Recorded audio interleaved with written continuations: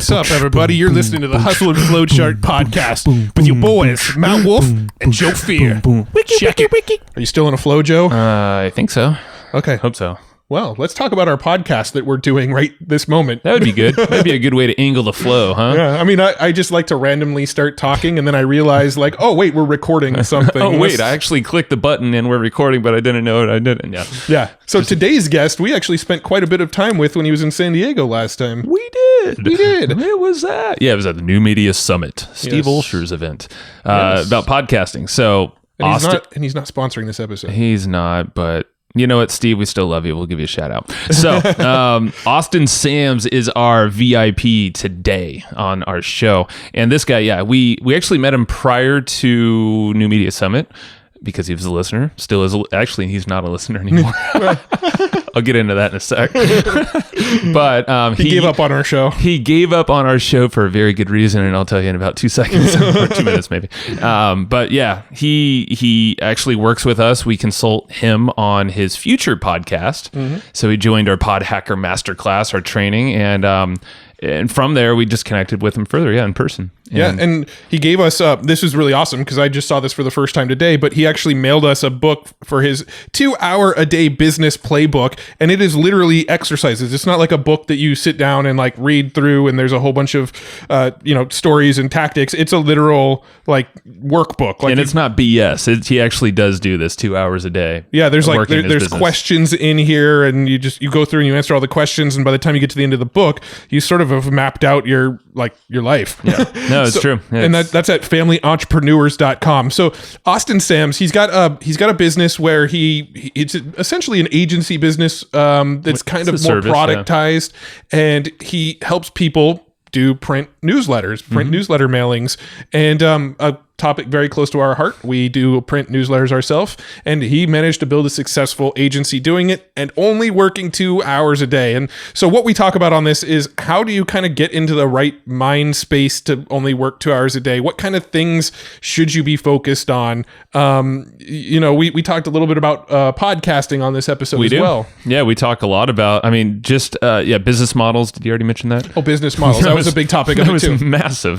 So we were going to name this episode basically like, hey, this is your best business model, or like basically like, here's your business model. But we went with the catchier clickbaity title of 2 hour a day business. Yeah, I mean, he named his book the 2 hour day business playbook, and it's a really, really sexy title. So how are we not going to use that for this podcast intro? Because he's teaching people how to work 2 hours a day. Well, Jim, you're listening right now, so I got you here. So thank you. Thanks, Jim. Thank you, Jim. Sue, listening to you too. All right, so why all right, Sam's. I heard something blasphemous. Oh, that you just told me that he stopped listening to the show. Yes, he did. And I'm pissed. Yeah, well, I was pissed for the half a second until he said, yeah, it's because I love your EGP letter. Oh, that's the Epic Insider, the Insider Club. Basically, he loves to read the notes for this episode, all the episodes, instead of listening to like an hour, which I don't blame him. If you don't have an hour, we love you. We still want you to subscribe and hang out with us. At the end of the day, our goal with this podcast isn't to get as many podcast listeners as humanly possible. Our goal with this podcast is to get these conversations and these tactics and these interesting people in front of as many people as possible. So if you're listening to it on audio, we love you for it. Thank you for tuning into our podcast. If you're reading this in note form right now, if you're this not actually be hearing translates into notes, maybe it will, maybe it won't. But if you're reading it in note form right now, we appreciate you just as much because our goal is to get this content in front of you in whatever form you prefer to consume it. That's it. Yeah. So that's all to say that Austin actually told us that, he stopped listening to it because the notes, and because the guy only works 2 hours a day on his business. He loves to spend time on his family or with his family and just living a great life. Yeah. And part of that is consuming content, but I think he kind of wraps that into his business time. Yeah. So think about it. He's literally digesting. What did he say? He's said something specific. I think we're going to splice it in this episode. But essentially he can read like 2 or 3 episodes within 20 minutes of notes. Oh yeah, using the letter that we send in the mail, but the notes for you could experience that basically. You get the notes for this episode for free. Yeah, but let me read Austin's bio real quick so everybody knows who they're listening to, and then we'll tell them how they can get notes on this episode. Good call. Let's do it. All right. So Austin Sams, he helps family entrepreneurs who value time over money, but who also need to support their family by sharing exactly how to leverage expertise into consistent income. So after running several multi-million-dollar businesses for someone else, he started over to prove that he could create a highly profitable business from scratch without sacrificing his wife and kids. I'm glad he didn't have to sacrifice his wife and kids. Horrible. I'm very happy they're around. Yes, I'm glad he didn't sacrifice them. By applying unique strategies, he built a freedom business and now enjoys running a multi-six-figure business, working 2 hours per day. Pretty dang cool. Cool. And it's legit. He's legit. Yeah, he checks out. So he passes the sniff test. Why were you sniffing him? I wasn't. We were at a brewery and it was... No, we weren't. We were just drinking beer. It's the end of the day. We record these... if you don't know by now... You're probably tuning into your first podcast episode from us, but we record these intros at the end of the day, and we're usually delirious and don't know what we're talking about anymore. It's a rare day we record one podcast, and that day we have an intro that sounds nothing like these. Yeah. Because we actually sound like we're on it. But all right, so Austin's going to be with us in a sec, but just know that you can get the notes for this episode for absolute free dizzle.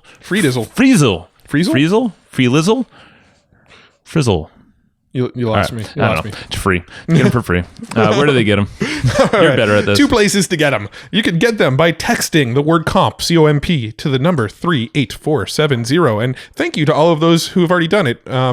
It's really cool to see, people opting in through their text message on phones. That's cool. So you can get these notes by texting comp to 38470, or if you go to hustleandflowchart.com/comp, C-O-M-P, you can get them there by opting in, and we'll shoot you a free copy of the notes for this episode, assuming you're there quickly. Because I think these notes are only available for about 2 weeks from the time the episode goes live. After that, they're gone. Yeah. And just think about what Austin said. I mean, he values his time very highly. Yeah. So these notes, I think, will give you a little window into what we do for every episode too. And you might want more. You will want more. All right. That's the goal of getting you on a $15 a month membership, is that you're going to get it and want more. You'll want to stick around till the end of time, and that's about that. Yep. Yeah. So, but you'll love our duration. You know what we should do now? We should probably stop talking. Let's go talk to Austin instead. Austin, welcome to the show, man. What's up, guys? How you doing? This is kind of a long ways coming, because you've listened, you followed around the different random stuff we've thrown out into the interweb world, and we've actually met in person, at New Media Summit, which is super fun, super cool. And then, we're just like, dude, come on the show. You're brilliant. You're doing something that most people are not, and just fresh perspectives that I think are going to be rad to talk about here. So thanks for being here. Yeah, my pleasure. Looking forward to the conversation. For sure. So I'm curious. Let's reverse engineer this. How did you end up at New Media Summit? Oh, that's a great question. How far back do you want me to go? I ran an info business for somebody else for 7 years, and was highly involved in the marketing world, direct response marketing, online marketing, even before all the funnels and the tools that we have now, running automated webinar funnels back in 2009.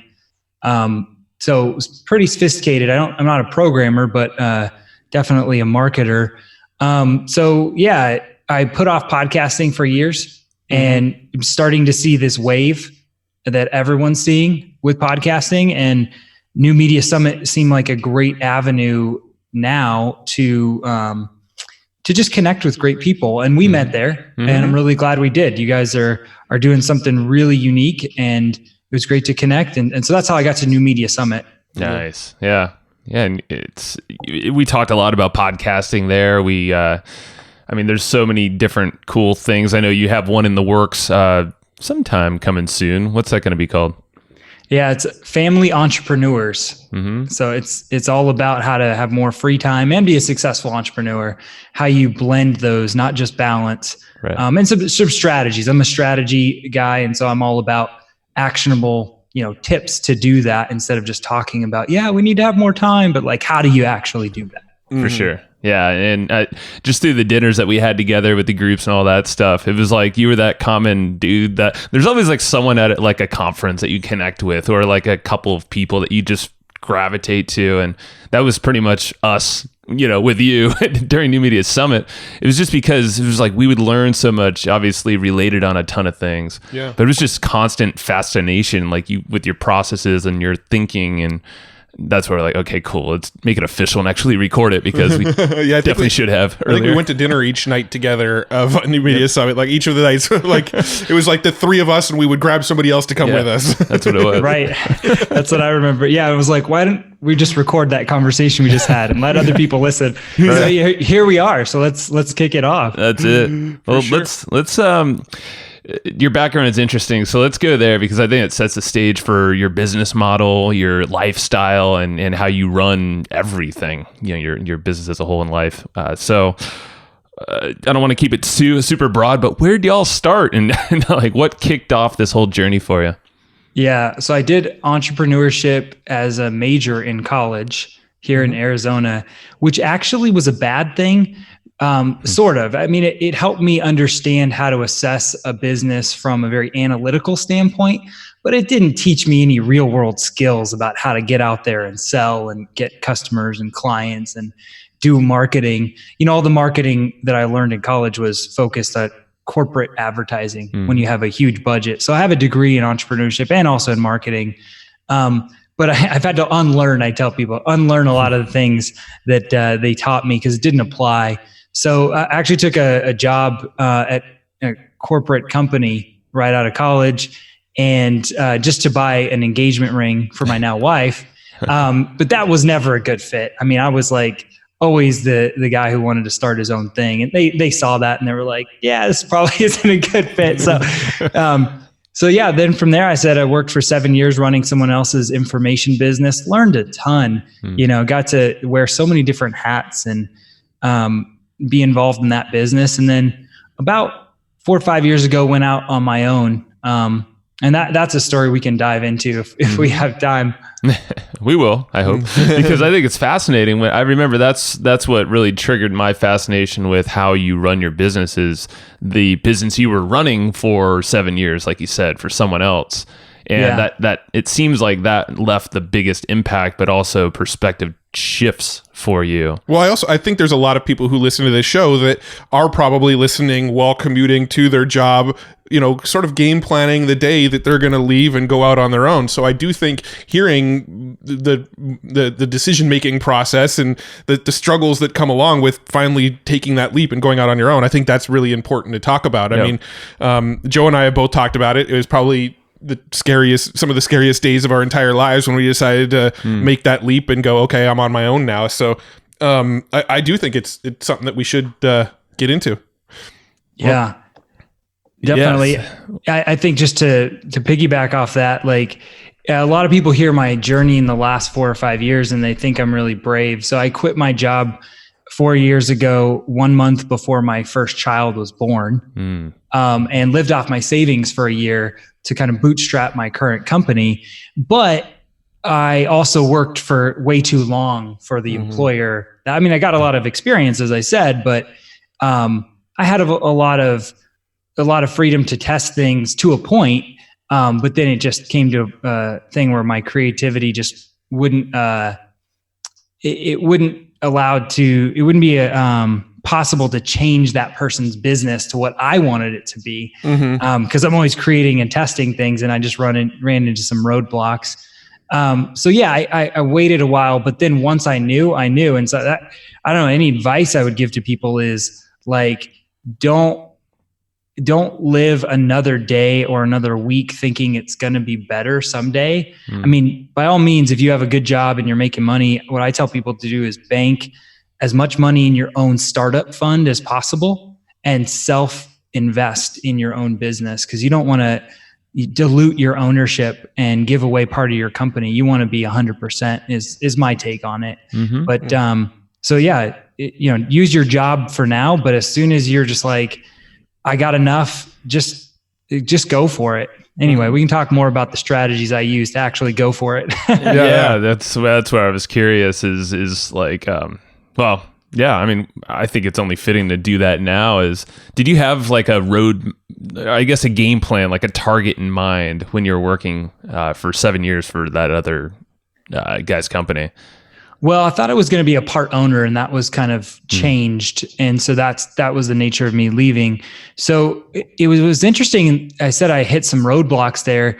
Is I was trying to change different aspects of the business there. And it was like an existing business that had been around for a while. And I did change parts of it. We had an information product company that we transformed into more of a software as a service company. Mm-hmm. So we were selling, at one point we were shipping CDs just of information and marketing tools.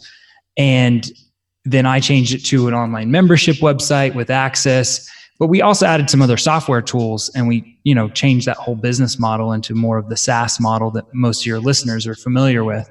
But there was other things I was trying to change, and those were just kind of like, I wasn't the owner, so I didn't get the decision making. So when I went out on my own, I said, how am I going to provide for my family? Mm-hmm. Number one, but how am I going to do it in a way where I'm going to have a life once I get an income stream? I was always aware of that, and it really came down to the business model. Mm-hmm. People talk to me a lot from the strategy side, and they're like, what's the most important thing? Is it this traffic source? Is it this price point? Or is it this copywriting technique? And I'm like, at the end of the day, it's the business model, because even from the start, you don't exactly know what business model is going to work, by the way. So you need to test and optimize. Mm-hmm. So I'm pretty clear with people on that, but you need to have some thought with it.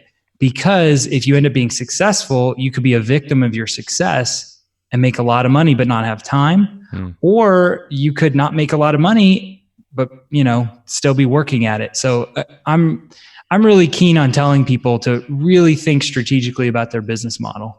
Yeah. And that leads in obviously to the big topic that we wanted to chat with you about, because that, I think, like you said, it starts with the business model, and that extends to your life and family life and whatnot. But it's crazy that you had that perspective too. And I guess it's a blessing that you worked there for so long. You saw, I don't know what the culture was like there. Were you guys working a lot, like all the time?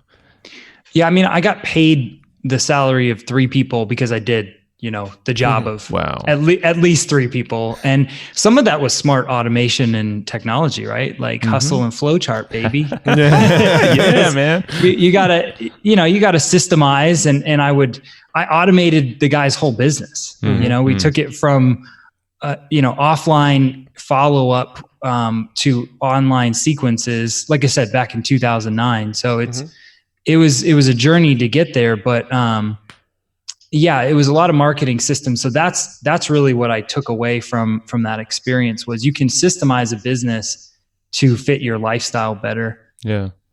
Yeah. Cool. I mean, it's huge perspective. So you were in this job for 7 years, and then you quit. And so you've got your business model now. Why don't we talk about what your business model now is, and then maybe you could fill in some of the gaps about, like, here's some of the iterations that didn't work, because you said that you kind of didn't land on the perfect business model from day one, I'm assuming, based on what you've already told us. So what is the business model today, and then what are some of the the hurdles that you climbed over getting to it? Yeah, let me do it in reverse order, because I think it would actually be more clear. Perfect. So let me talk about a couple of the failures, because it was important.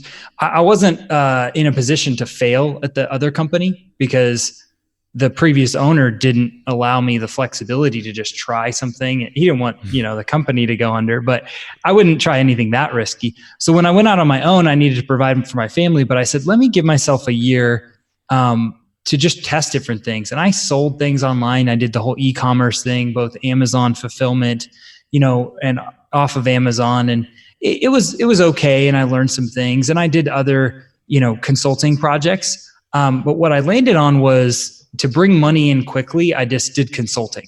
I did marketing consulting for a different industry that was somewhat related. I think a service is a lot easier to sell. So if you want a quick win, if you want a quick business model strategy, sell consulting, figure out what write it down, write out the wins you've had in your career, whether it's 5 years, 10 years, 25 years, and see who that experience and expertise who could be valuable to, and just go contact them. You know, you don't even need to run any advertising campaigns. I just started contacting people in my local area, like all the way from mostly email and direct mail. But I would make some personal visits and, you know, and just say hi. And I was just trying to make it work. So consulting was the first business model that really got an income. So were you going and essentially offering advice and telling them what to do, or were you actually getting into their business and helping them build stuff? So I did a multi-step process, right? Direct response marketing. So I sold the discovery meeting first. You know, so I said, here's who I am. I think I can help you. If you're doing marketing, I can help you understand if it's working or not working and what you could do to test better. So that was the offer right there in a nutshell. That's a good swipe for anyone. So, and then I did like the discovery meeting. I think the first few I did free, but then I started to charge even like $500 for a 2-hour meeting. And that was great because then you get a deep dive on someone's business and you can say, what have you done? What have you tested? And then you can see where there are gaps, you know, and from a marketing perspective, there's always gaps. And then you can offer that advice and then see what makes sense, you know, from a time perspective to test new things. And anyway, the story goes that there was a dental specialist in my city where I live here in Tucson who hired me. And I didn't know what his particular specialty practice was, but he basically paid me to learn and track what his other marketing people that he had hired did. And we found one thing that worked really well. And I said, hey, why don't we spin this off into a separate service? And instead of me being a consultant for you, let me be, you know, a service provider. Because what I didn't love about consulting as a business model is some of my consulting clients weren't where I live. They would require me to travel. The schedule was always their schedule when they wanted to meet, you know, when they didn't have obligations. And oftentimes that was in inconvenient times for my family. So even though I needed an income, I was always like, I'm going to do this around my schedule. And I set that boundary early.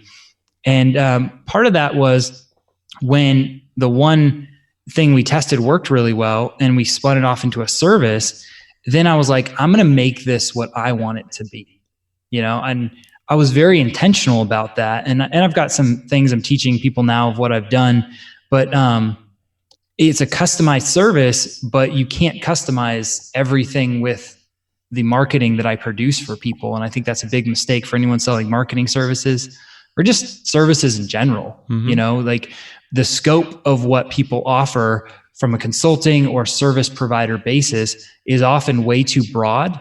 And it ends up where people hate their life because they're, like I said, they're working too much or not making enough money and the business model doesn't serve them.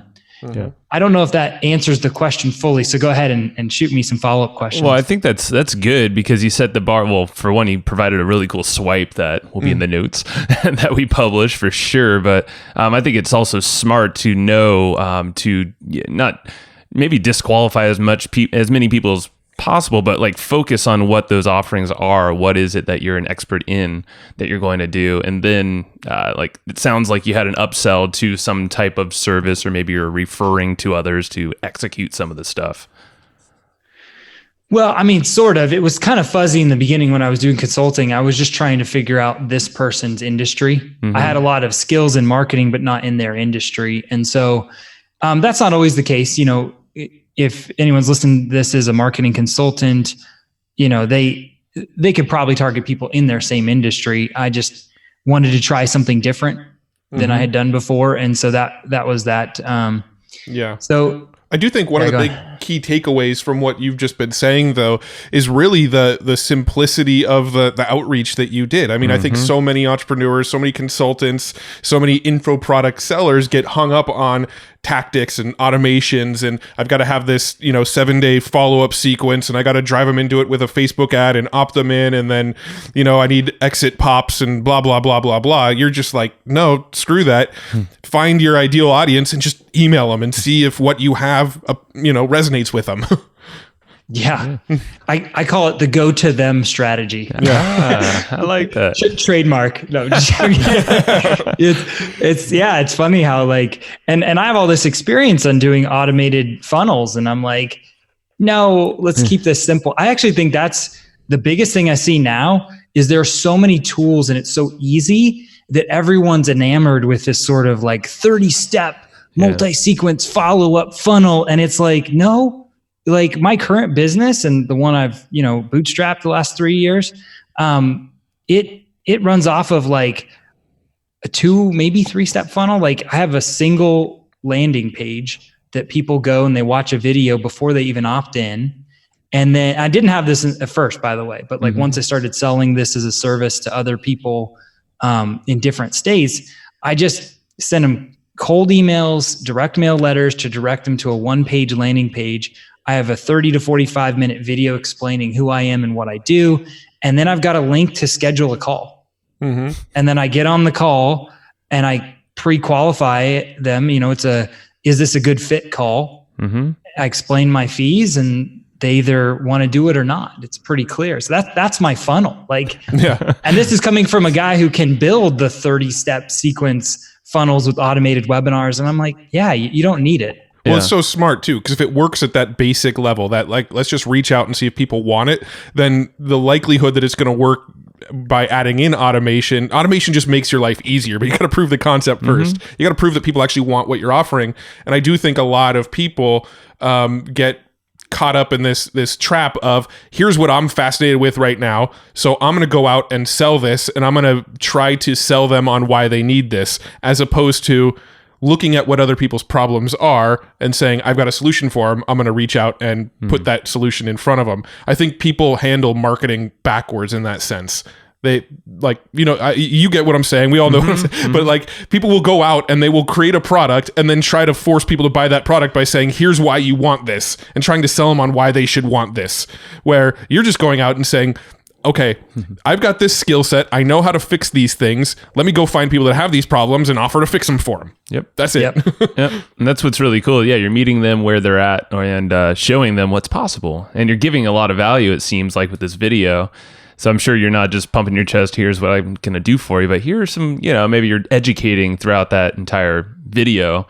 It's very similar to how we're doing it with just chatting about podcast consulting. And you get the best people. I feel like you disqualify the folks that you don't want to work with because they're taking the time with you and committing to a call and whatnot.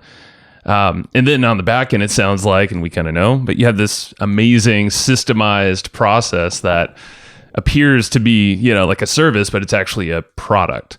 Would it be a good time to go into that, or? Yeah, definitely. Yeah, I think most of the people listening will be familiar with the SaaS business model, software as a service. And that business model is largely where they take a product, a software tool, and they sell it as a monthly, payment. And they try to bundle in other things to justify that, like whether it's support at different levels, or the big thing is now they make it web-based and they have ongoing updates, right? Instead of, it used to be where you buy the software in an actual box at a store and you put in a CD, but then now they have digital downloads and web-based, like we just said. And it was great for the software companies because they were able to create a recurring revenue stream, which I'm all about. From a business model standpoint, there's nothing better than recurring revenue, but how what you provide for that recurring revenue can be different flavors. And so I looked at the SaaS industry, and like I said, I'd taken a publishing company that I worked for before, and kind of transitioned it more into a SaaS company. And I looked at this marketing service that I had a market for now, and I said, oh crap, I want to provide this because it's highly valuable. But again, I have these parameters on how I want to live my life that I'm not going to break, like how many hours I want to work. I mean, even things like I'm not going to travel. I will not travel to sell people. I will not take on a client I don't want. I will charge exactly what I think it's worth, regardless of whatever the market the market norm is for this type of service. And so I had all of these rules that were very intentional. I said, how do I do this? And I came up with this idea of, well, what if I take what's traditionally a marketing service business model and think about it from a product perspective? So if a product business, let's take publishing, for example. If someone sells you a book, there's hardly any ongoing service, right? Maybe you don't like the book and you can call someone and return it, but you buy a product and you bought the product. If you don't return it, it's yours. So I was intentional about how do I make a service as much a product business as possible and charge a monthly recurring, not a retainer, but a monthly recurring fee for the service I was providing. That was important to me. I wanted consistent income. I've now got 2 kids, but I just had, the one baby at that point, and my wife quit her job too. So I needed some consistent income, but I didn't want this service business to run my life. So to catch people up to speed with my thought process, didn't like consulting, moved to marketing services. Marketing services has its limitations, because if you sell custom marketing services, you can charge a lot, but people want to change everything. And every project is brand new. And so I said, forget that. I'm going to define, here's the exact marketing template I'm going to sell. And everyone gets the same template. And about 30% of it, they can change. But I dictate what they can change, how they can change it. And part of that is great positioning, because if you are selling a marketing service, you're the expert, right? You're not going to them and saying like, well, what do you want to do? You're like, no, I've tested this. This works. Plug your business into, plug your name and photo into what I have found works. So that was my product. And then the way I say it's product as a service model, I sell it as an ongoing service. And this is really key. I want to slow down here for a second. I don't do like a custom website one-off. I don't do a custom marketing campaign, whether it's direct mail or an email campaign. I am only interested if someone is willing to sign up for a specific frequency of, let's send out direct mail letters 8 times a year to this group of people, like forever, until you tell me to stop. And that's really key. I talk to a lot of people who are like, man, I'm constantly making these customizations and every project is different. And I'm like, yeah, because you didn't design it intentionally in the beginning. Sure, you're going to lose people that could be clients, but you're going to gain your life. And that's ultimately what you guys are hearing I'm all about. Like, it's not really about how much money you want to net. It's how you want to net a great life. So these templates and these things that you're providing for your clients, I don't know if I totally caught it, but what sort of templates are they? Are they like web page templates, email templates? Like what sort of things are you providing? Yeah, I wanted to make this something that people wouldn't just take my specific business and think doesn't apply to them. So I'll share exactly what I do, but if you're thinking this doesn't apply to you, like it does. You just got to be creative, right? So I sell a newsletter service at its very basic way to say it. And so, believe it or not, it's a direct mail newsletter. Who does that these days? I know, right? From a dental specialist to another dentist to get a professional medical referral. So it's super niche, super highly specific. But the idea is that, hold on, where am I going with that? So I was asking about what sort of templates that you provide and that sort of thing. That's right. That's right. The templates. So it's a newsletter service. Okay. Oh, that's what I wanted to say. So another thing that I did that was very intentional, if you sell marketing services or even services in general, let's broaden this out. You never want to be the category that people want to put you in. So I'm selling a newsletter service. I don't call it a newsletter. I don't sell a newsletter service to my prospective clients and my actual clients. I sell a marketing system to provide a result that they want. Yeah, that makes sense. It just so happens that the vehicle to provide that result is a newsletter. And that is a huge mistake from positioning and charging what you're worth that a lot of people make. I'll give you one example. So there was a guy I was talking to who he's a photographer and videographer, and he does, high-end websites and visuals for independent resort owners. And he wanted to do an Instagram service. And I was like, dude, don't call it an Instagram service.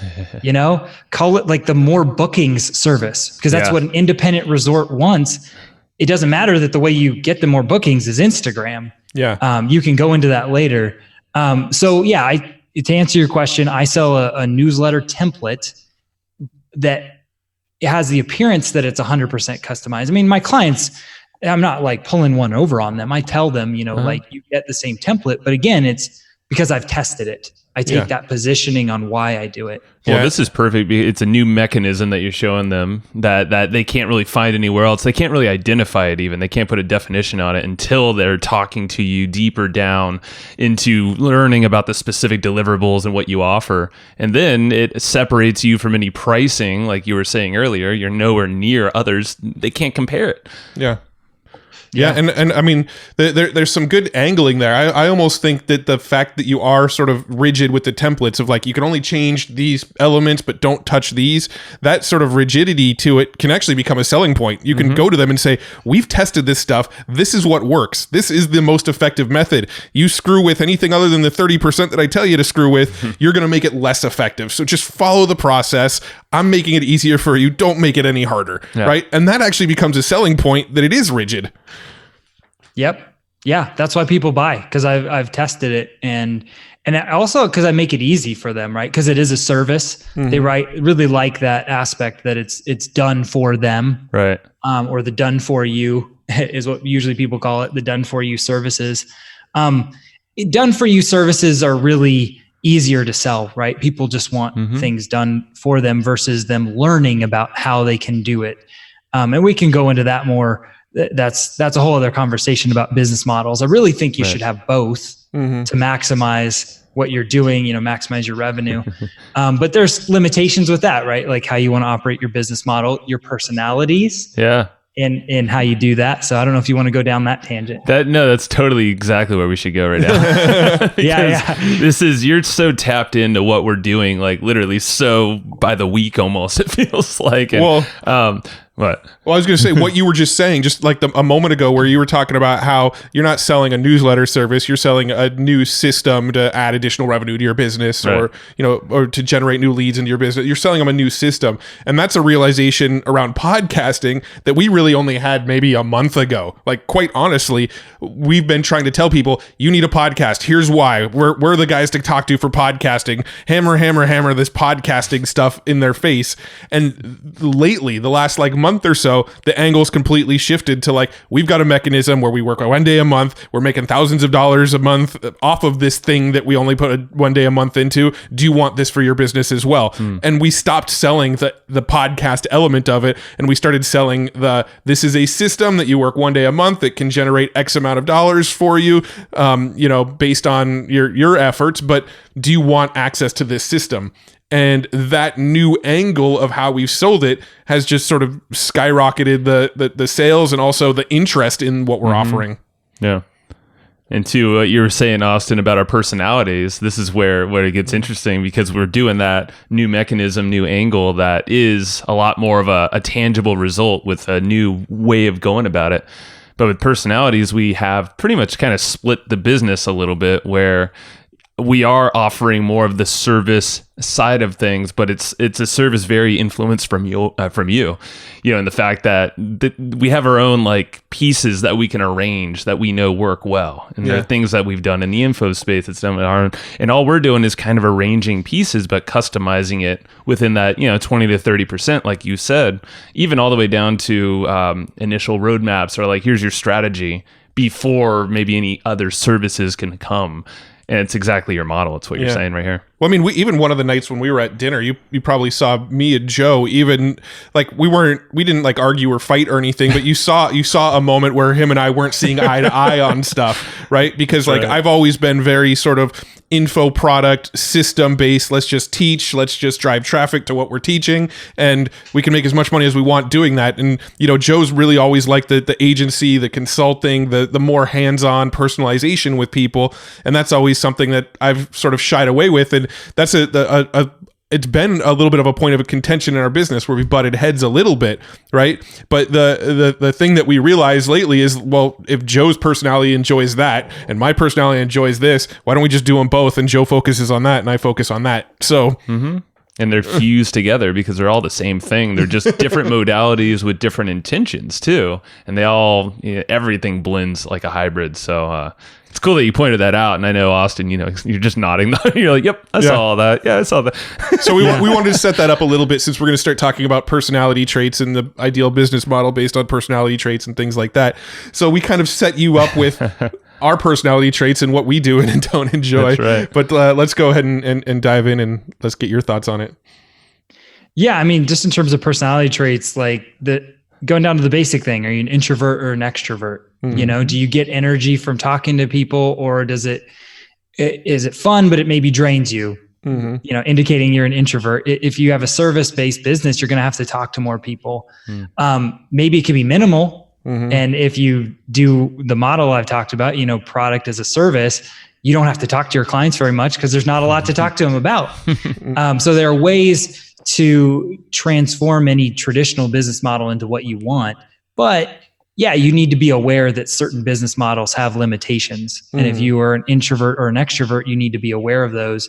Yeah, maybe if you're a super introvert and you just want to hole away in your, office and just create content, Matt, give yourself some credit, man. No, you're right. Maybe, building an information business is about building authority. And if you're going to build it as a real business, it takes time. It takes content, it takes frequency, it takes time. And so it's not the same thing as just offering a service to someone and just going and talking to them and say, hey, I got this result for someone else. Do you want me to get this result for you? And you need a little bit of credibility, but not necessarily the long-term authority that you need. And so, yeah, that just lends itself to different personalities in terms of, talking to people. Also in terms of how willing you are to stay the course in the long run and do the same thing. Certain personalities are okay doing the same thing every day, every week. And other people want to be very creative. And actually, this is good that I brought this up at this point, because a lot of people hear my product as a service model and they're like, oh, but I want to do the custom work, like I'm a marketing person and that's my personality, to just do the custom work. And I'm like, that's fine, but you're not going to have a life. And if you want to spend more time with your family, which I'm all about, like your clients are going to drive your business and you're going to go crazy instead of, and maybe you like crazy, that's fine. But I like to be creative in other ways, right? Yeah. So like, I like to write different things and, do my own podcast. But from a money-making standpoint, I'm like, no, I'm going to just decide what I want that will fit my personality. So like I said, I don't travel, I don't talk to people more than, minimally, mostly through email, and set it up around your personality. It's great. Yeah. And it just seems like that's just a good formula to a sustainable business, because like you were saying, you have to stay the course. And if you're almost like too one-sided, it has to be a balance over time. And staying the course can be really tough if you're just like, hey, I'm going to try to grow an authority online through blogging if you have no prior experience or authority. It's like you better have a good game plan for a while to build that up. Well, I also think monotony is the destroyer of passion. I think if there's anything in your business that you just find you're doing every single day, day in and day out, and it starts to become monotonous, then that's something that you need to figure out how to automate, how to outsource, how to delegate. That's where I think a lot of the lone wolf type people really miss the boat, is they think that they should be doing all this stuff, including the monotonous stuff that literally could be done by anybody. And I think if you find yourself doing the same stuff over and over and over again, you're going to lose your excitement for the business really, really fast. So I think not only is delegating and automating and outsourcing and all that kind of stuff like freeing up your time, but I also think it's mandatory for your own mental headspace. I think for you to continue to enjoy your business, it's a mandatory step. I don't think you can run a business forever just doing everything yourself. Yeah. And I will say, for lifestyle, for your life, not only for your business to do well, but for your life to do well, for people around you, like your family to do well, you need to be happy. And I would even go so far as saying, if you have customers or clients, your business needs to make you as the business owner happy, because they're going to feel that, you're not going to provide the best service or put out the best product if you're unhappy, right? Like that has a trickle down effect. And we're talking about personalities, but really where my mind goes is it's really about defining what you want in life. And before you define, what that looks like from a business standpoint. A lot of people, come at this from a personal development, standpoint, and they will say things like, well, what do you want? Right. You probably have heard that before. And that's, goal setting programs and personal development programs, all that's essential. But getting back to the business model that will serve the life you want is what I see as more like the foundation. It's almost like a house.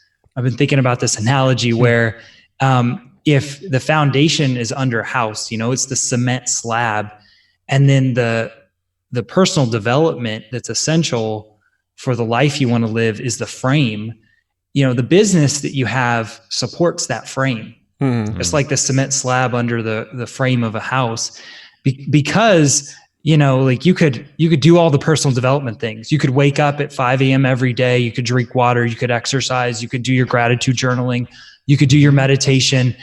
But then if you're beating your brain out because your business model is wrong, because you're not making enough money or you're working too much, it's not going to support any of the personal development things. And you're just going to have to keep, running the traditional analogy of a rat race. Yeah. So that's why I come down to define what you want in your life, and then see what business model would fit that.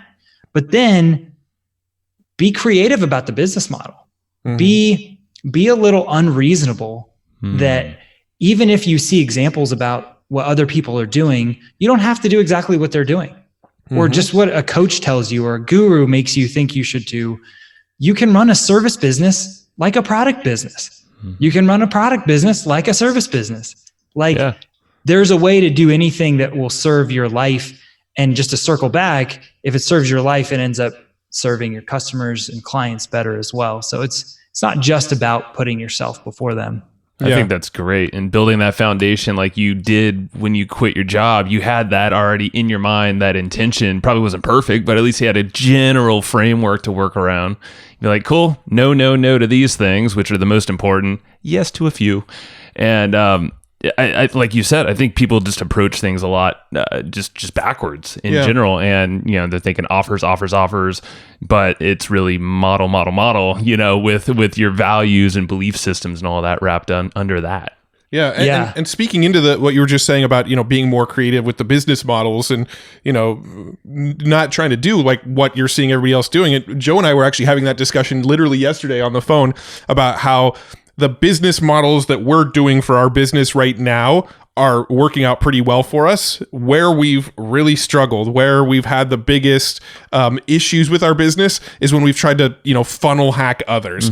There was like a phase where we were trying to sell our EGP letter like 3 years ago, and we saw Frank Kern had a newsletter coming out at the same time, and we saw the way he was marketing his newsletter through this like webinar process where you were going through these like handful of webinars, and by the end of it, you were sold on his newsletter, and we're like, that's the way to do it. Let's model that. We tried to model him, and it just completely bombed on us. It just did not work at all for us. Well, it actually even it wasn't us. Yeah. I think it kind of was, it just rubbed people differently than what we normally, it was just a totally diversion from the way we sell and communicate. Yeah. And because we were modeling someone so damn close. And that's just one example. That's just one of many, of course. There's been so many times throughout our career where we're like, look what Russell Brunson's doing. He's crushing it with this campaign or whatever, right? Let's try to model that in our business.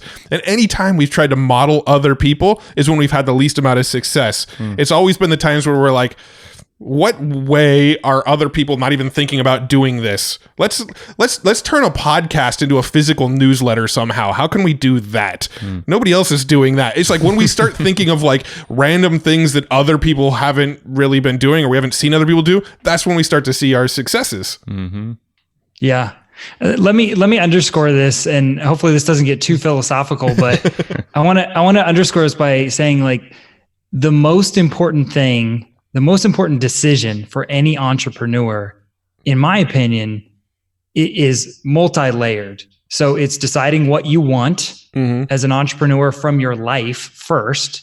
But the next layer is like what we're talking about here, deciding that you are the only person that matters for the way you want to operate your business. not some coach telling you how to do it, not some guru that you saw who was successful, not some business partner. Yeah, I'm right here. But, yeah. So that decision, like, do you believe that you could operate a different business model than anyone else and be successful? Like that's a decision about belief and a belief in yourself, because, Joe, you were saying like everyone's funnel, and they should be model. I don't beat people up. It's not their fault. Like, I think everyone today is like told, well, this is the way you do it. You just follow this plan. And I think you need to believe in yourself enough and have that decision to believe in yourself that you will figure it out.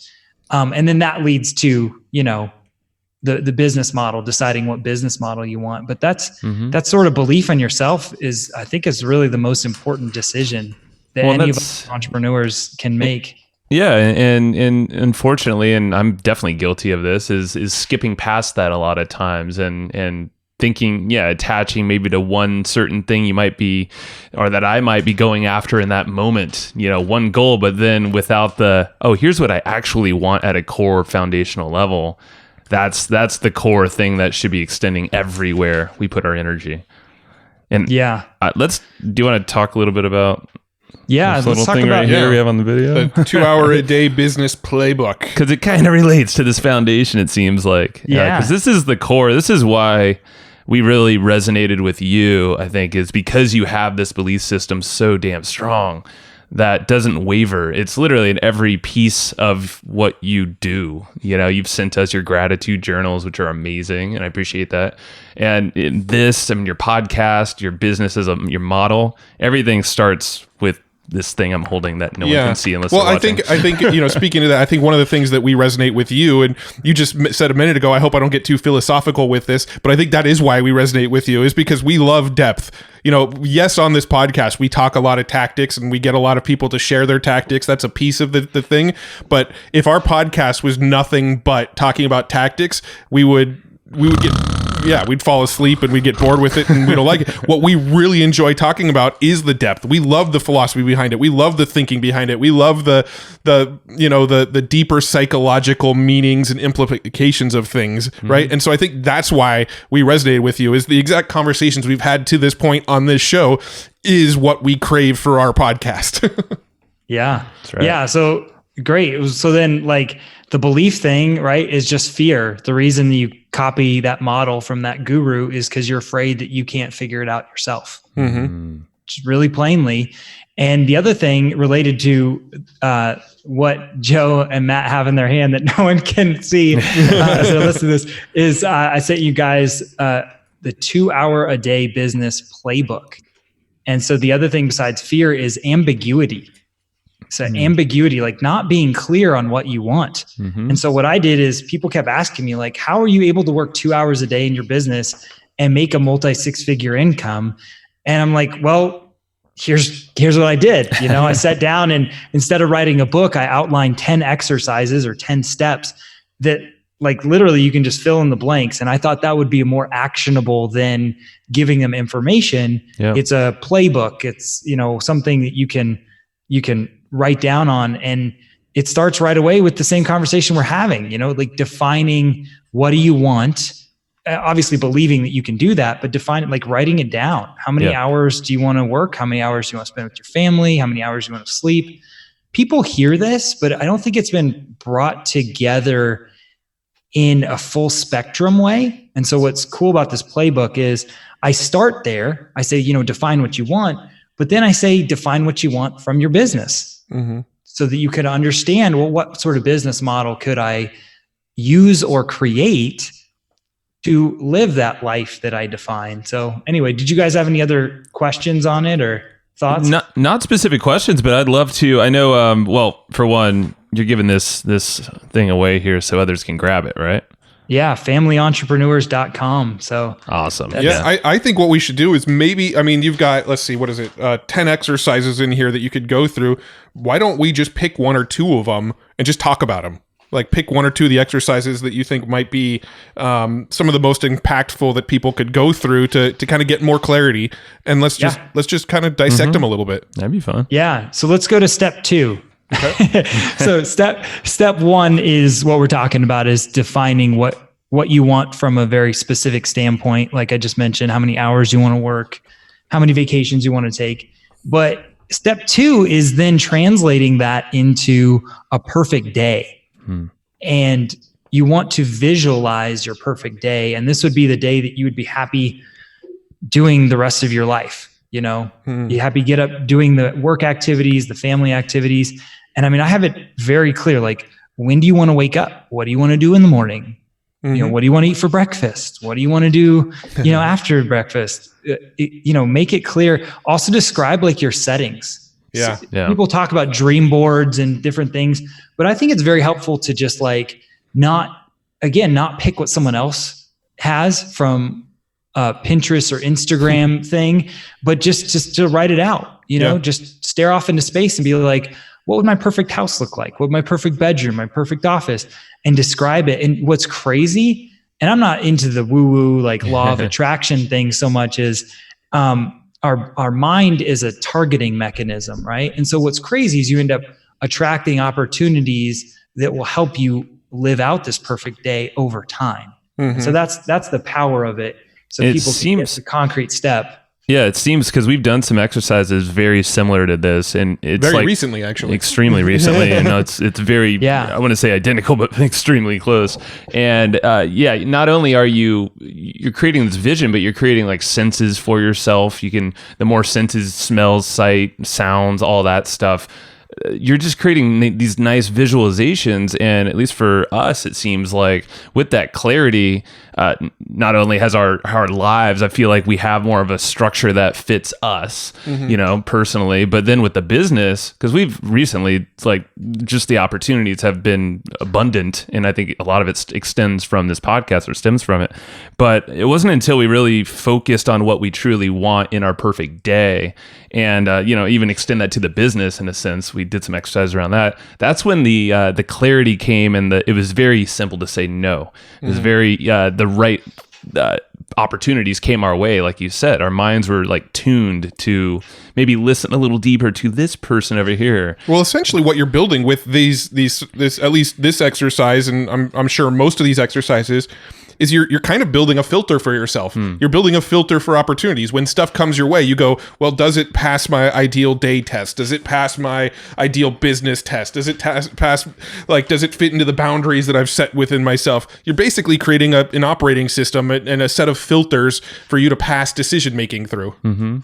Right. So there's 10 steps, and the first 4 walk you through that from a lifestyle standpoint. But then about step 5 of 10, I go into more of a business planning process. But instead of, like, I have a degree in writing business plans. I can write like a 50-page business plans, but you know what? You don't need that. You need like 5 pieces of paper. And so I give you those steps, and I'm just like, okay, well, on step 5, start somewhere, you know, pick projects in your past that you've done well, and don't just think about the literal project, but think about what you liked about them, or what made them successful because you have a unique attribute or skill that you brought to them. And so if you're starting a new business or optimizing your current business, see if you can, you know, work that into what you've done before, and then start with that and test it. And then, the following steps, I go into more of the business plan. How do you attract an audience, and, you know, marketing attraction, right? And begin relationship with them. And then once you actually have customers, like, how do you serve them? And how do you systemize the business? Like, the reason I'm able to work 2 hours a day and make a multi-6-figure income, be around my family, is that I systemize the crap out of my business, and it's never ending in a good way. Yeah. I am always thinking about, you know, what do I not like doing? What should I not be doing? What could be different or better? And I'm always, you know, tweaking, both from an income, but also a time optimization standpoint. And I think a lot of people give outsourcing advice without an intentionality. They say, oh, just go hire someone in the Philippines, or just go hire an executive assistant. And you really need to think through, like, what you need outsourced and when it needs to happen. And so I've got just a short template there. And the last step is all about that. I think if we want to go deeper on any one, this would apply to you guys. How do you regularly check in to make sure you're optimizing your business and your life? And I've got some questions there. I can actually read these, and people can get the full guide. But so in terms of what is working, ask things like, how can I maximize this? Because everyone has things in their business, in their life, but particularly their business, that are working and not working. And really, you shouldn't try to make everything equal. You should try to just maximize what's working. That's going to lead you to a 2-hour-a-day business versus trying to make everything mediocre and working the normal 60 plus hours that most entrepreneurs work. And then how can I spend more time on this? Even though you do want to save time, you need to spend time to maximize it. Who else needs to know about this? Oftentimes the way to maximize it isn't about creating a new thing. It's oftentimes just letting more people know about it. Talking to the right people, finding more of those folks, kind of like you did. Or even a similar market for whatever product or service you sell. So then on the not working side, like I mentioned, if it's not working, how can I eliminate this? There's things in my business that have not worked out. As intentional as I am, not everything works out. And I just kind of step back, and instead of being like, it is the way it is, I'm like, no, like this is not serving me and sometimes not serving my clients. How can I eliminate this or reduce it to where it's almost eliminated? Then the next question is really key. How can I make this simple? I would even say, how simple could this be? And that is a great question. We were talking about funnels. You can get way complicated, but how simple could you make it? You can always make a funnel more complicated. Oh yeah. But start simple, and if it works, it works. And then throw more traffic at it. And then, like I said, with outsourcing, who else could do this for me if something is not working? In terms of like just sucking up your time. So anyway, This check-in phase, well, let's just stick on this for a sec because it does apply. I think it applies to everyone because we live in a world, especially if you're listening to podcasts and in personal development, we're always trying to improve ourselves. But I think the consistency, if you don't stay with it or you don't check in on a schedule, then high likelihood you're going to jump to the next system and then restart from the start and probably not accomplish what you really intended to do. What's your process for checking in? Do you have a morning routine? I'm sure this is probably part of your perfect day. I know we were talking to a gal, Sue Rice, just now with Sarah Blakely's, when she was her upbringing, her dad was like, what did you fail at today? What was your mistakes? And that was a daily thing. That's a check-in more or less for her there.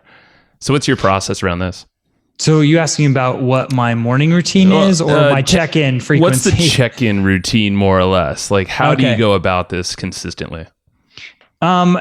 It's a more complicated answer. I would suggest that people on a monthly or quarterly basis put a recurring reminder in their phone. I would say at least every quarter, I take a hard look at my business and see, is it serving my life? That's the broad question.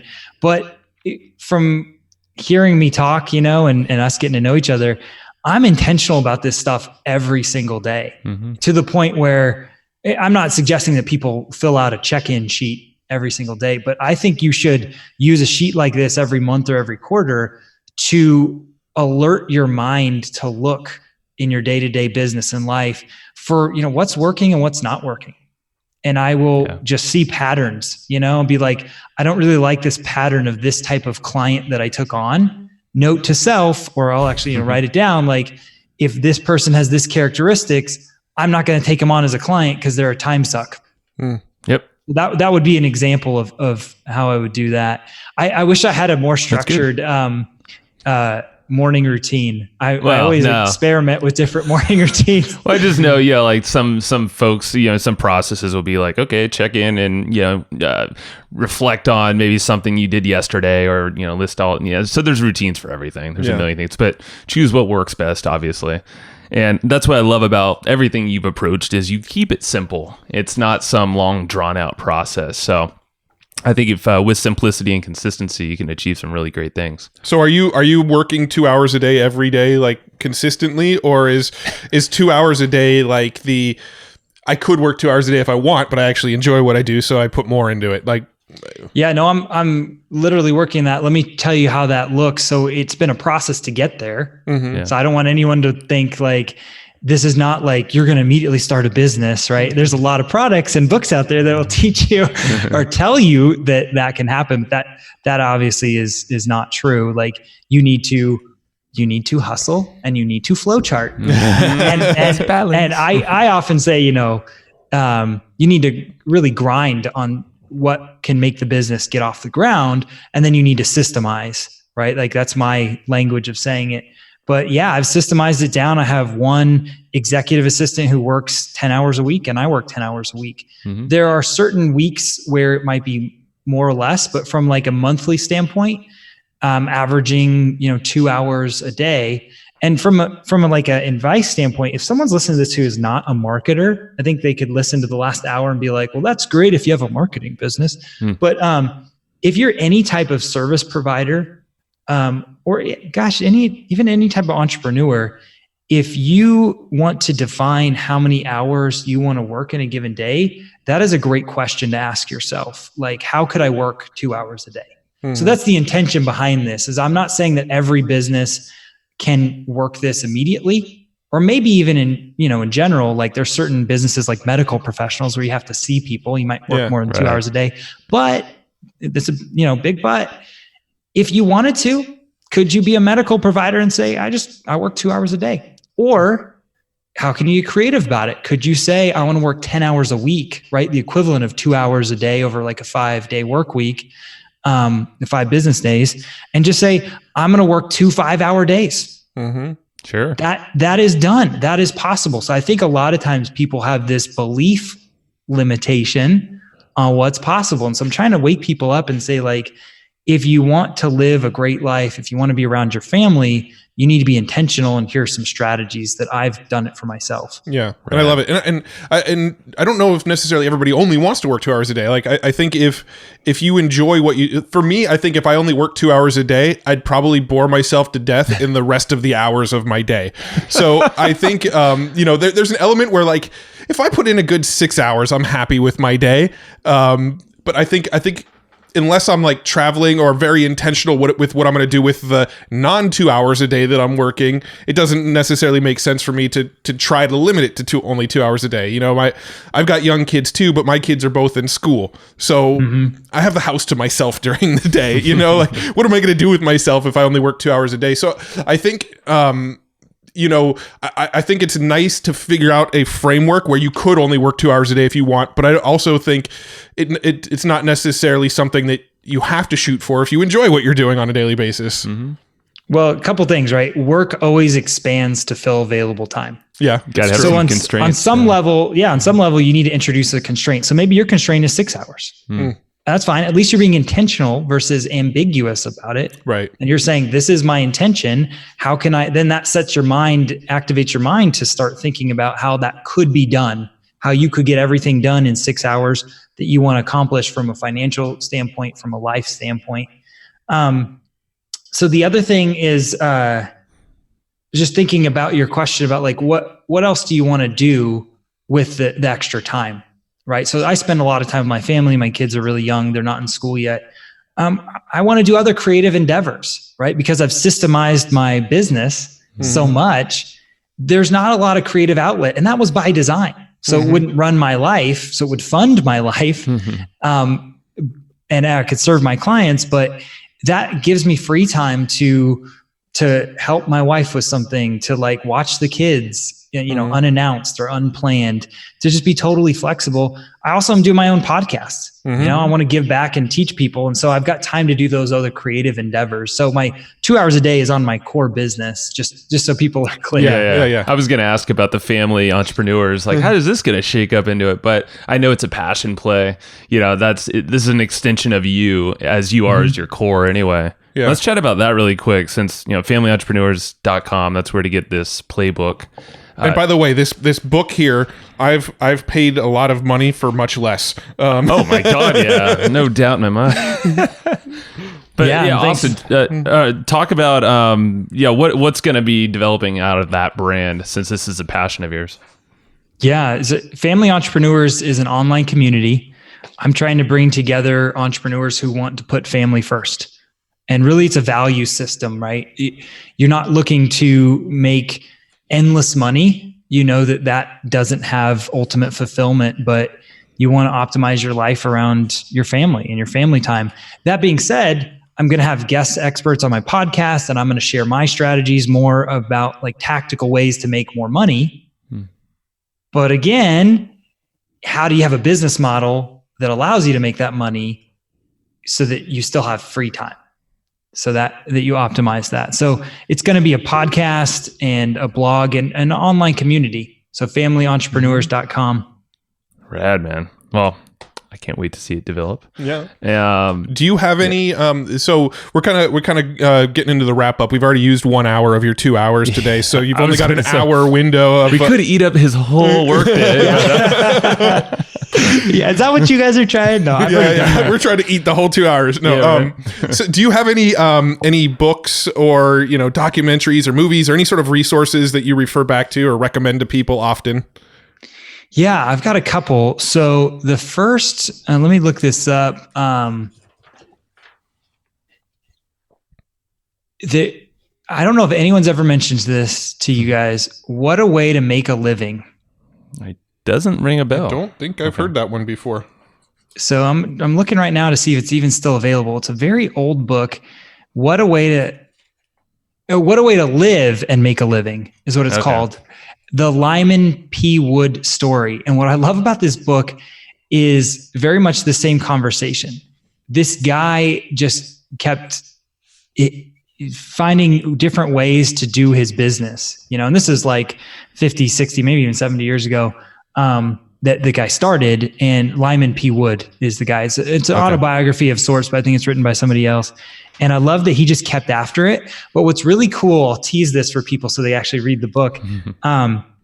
It's really cool how in his life story, different skills and things he figured out led to successes in other businesses. And we were talking about, belief in yourself a minute ago. And sometimes things don't work out. But what I told myself after reading this book was, it's okay, because what I can take from that will help fuel the next success. Mm-hmm. And just to see someone's life progress like that in an entrepreneurial way was just really cool. And just to know that like every single business or even thing you do in your business will eventually lead to the next thing. And it's like an ongoing, evolution of ideas and projects. And so I love that book for that reason. The other book that's really old is How I Raised Myself from Failure to Success in Selling.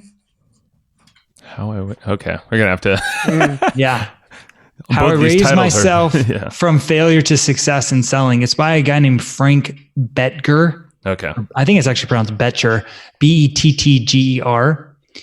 And man, that is like, the Dale Carnegie book, How to Win Friends and Influence People. Mm-hmm. So Dale Carnegie influenced this guy who was an insurance salesman.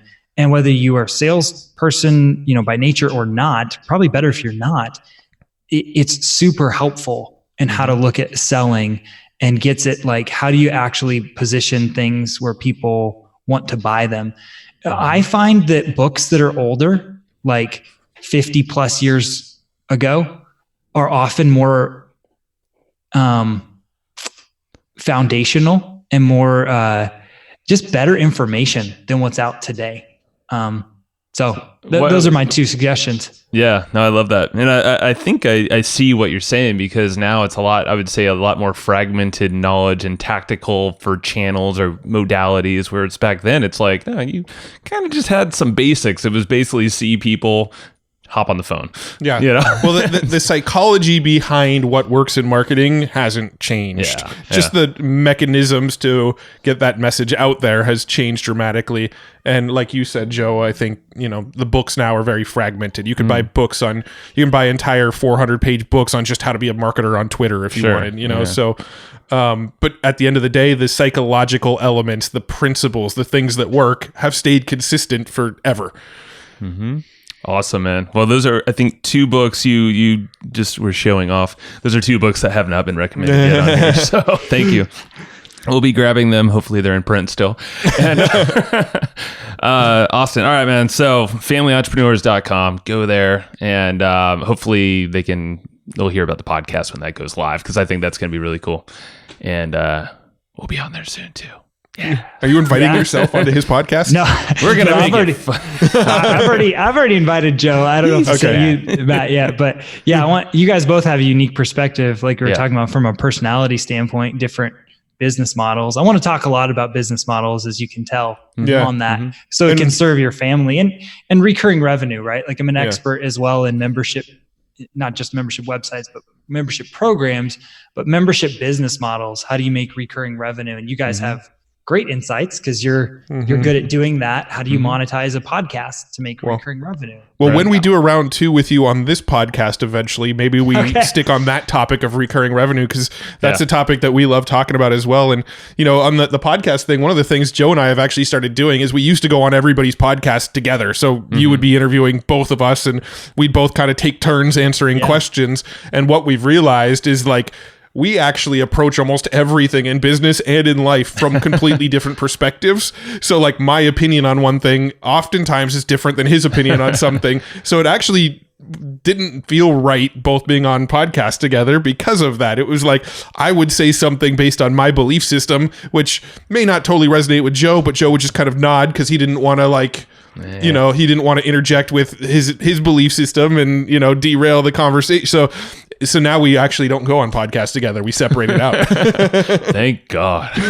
Now I don't have to deal with talking over this guy.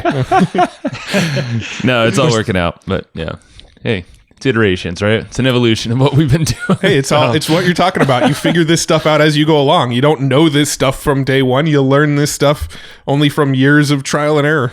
Yeah. I think that would be a good way to wrap up, because let's do that. Like, people hearing this are going to say, like, well, Austin's saying to be really intentional and not ambiguous, really specific on how you want to set up your life and how you want to set up your business. But listen, like, the reality is you refine it over time. So what I'm just encouraging people to do is have some definition of what an ideal life looks like in an ideal business, so that when you actually get successful, like, what it looks like, you've arrived. Because what happens to a lot of entrepreneurs is they just keep grinding. They keep grinding. Their family suffers. They just keep making more money. They never defined up front what was enough money for them, what was the lifestyle they wanted to live. But yeah, it's an evolution of iterating in that process. And yeah, I think, like, as a parting thought, I would just tell people that every business model has its pluses and minuses. And so you just need to kind of say, okay, I'll try this, but then check in. That 10th step in my playbook, like, continue to check in. That's really critical and important. And yeah, go get the playbook, because you really need to define. It all starts with what you want in life. And so, yeah, just go get that. And I'm not going to charge for it, but I might. You have to say yet, just so people think they got to get it now. Scarcity, come on. Yeah. Well, here's the thing. I might not have it available even better forever. And if for people who are early on, I might make a limited number of appointments to talk to people. So part of my lifestyle and business rules is I don't do consulting, right? But this is a passion project, and I want to get some feedback. And so if you're hearing this and you want to go get it, you may see a calendar link that I have 10 or 15 minute focused consulting sessions. I'd love to get your feedback on it. Cool. Right, man. I love it. It's a great offer. So familyentrepreneurs.com, go there quickly. Get some of those calls if you can get them, if you're lucky. Austin, it's been awesome, dude. And there will be a round 2 sometime soon. Yeah. All right, buddy. Take care, man. Hey. Thank you for listening to that episode. This is Joe Fier. I'm sure you probably already knew that. And Matt is not here right now, but I'm pretty sure he enjoyed the episode just as much as you and I did, because, he went into the production of kind of making that thing right along with me. So thank you very much. And I want to give a quick shout out to our buddies over at Easy Webinar. These guys have been supporting us for a while, a long time. And Casey Zeman is just a super good guy all around. He's actually been on the show before. He's the founder of Easy Webinar. So if you look up Casey Zeman on any podcast platform you're listening to, go check him out. Go check out his backstory, what he's all about. You can learn a lot about webinars as well. And right now, Easy Webinar, these guys are actually hooking you up with a great trial. It's a completely free trial to test out their software, soup to nuts, check it all out and see if it's a good fit for you. If you go to easywebinar.com/hustle, that's HUSTLE, if you didn't know how to spell hustle, there you go. So if you go to easywebinar.com/hustle, you can go grab a free trial. And Easy Webinar literally lives up to its name. It's super simple. I mean, super easy. And it does all the stuff that you're looking for in any kind of thing with webinars. I mean, they literally cover every single type of webinar you possibly can do. So from live to automated to scheduled at specific times and all these crazy features in between. Can't even list them all out. I'll be here way too long. They give you a ton of advanced analytics, what's working, what's not during your webinar based off all these actions. You'll see who attended, how long they stayed, if they clicked the offer or if they didn't.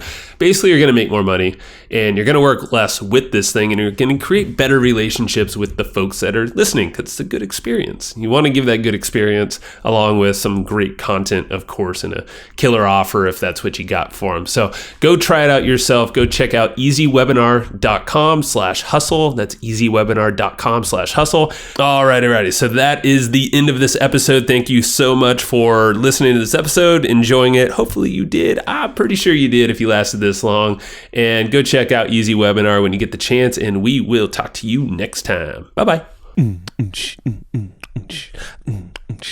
Thanks, everybody, for listening to this episode of the Hustle and Flowchart podcast. Before taking the time to listen, we want to give you something a little bit special. Every single episode that we do, we actually have somebody on our team take notes. We basically have a Cliff's Notes version of every episode where you can go and find all of the tips and tactics that they laid out, all of the resources that they laid out, all the good stuff from this episode.